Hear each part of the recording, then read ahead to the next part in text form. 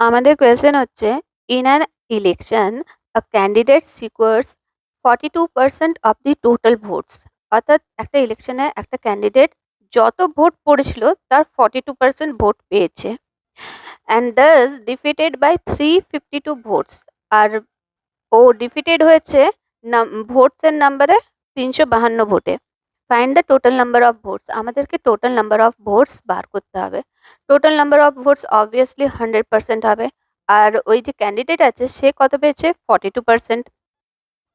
অর্থাৎ অন্য যে আরেকজন ক্যান্ডিডেট আছে সে নিশ্চয়ই বাকি ভোটটা পেয়েছে। তাহলে 100 minus 42 equal to 58% other candidate পেয়েছে।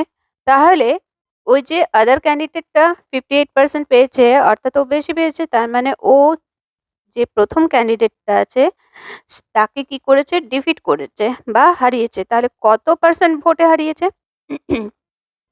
58% ও পেয়েছে আর অন্য ক্যান্ডিডেটটা পেয়েছিল কত, 42%। তাহলে 58 মাইনাস 42 করে দিলে আমরা পেয়ে যাচ্ছি 16%, মানে 16% ভোটে ওকে ও হারিয়েছে।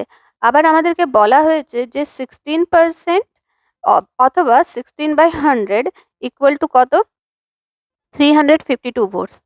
তো 16/100 যদি 352 হয় তাহলে 1 মানে কি পুরোটাই। যেহেতু এটা ফ্র্যাকশন আছে, 16/100 ইকুয়াল টু যদি 352 হয় তাহলে 1 কত হবে, 352 ইন্টু 100/16। যেহেতু 16/100 এদিকে আসছে তো অবভিয়াসলি কি হয়ে যাবে, উল্টে যাবে। ওপরেরটা নিচে চলে যাবে আর নিচেরটা উপরে চলে আসবে। তাহলে 352 ইন্টু 100 ডিভাইডেড বাই 16। 16 দিয়ে আমরা এই 352কে ডিভাইড করে পাচ্ছি 22। 16 2 যা 32, 35 মাইনাস 32 ইকুয়াল টু 3, আর 2 থাকছে। তাহলে আবার 16 2 যা 32।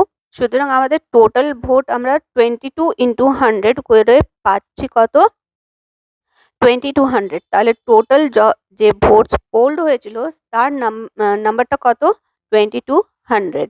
এটাই হচ্ছে আমাদের অ্যান্সার।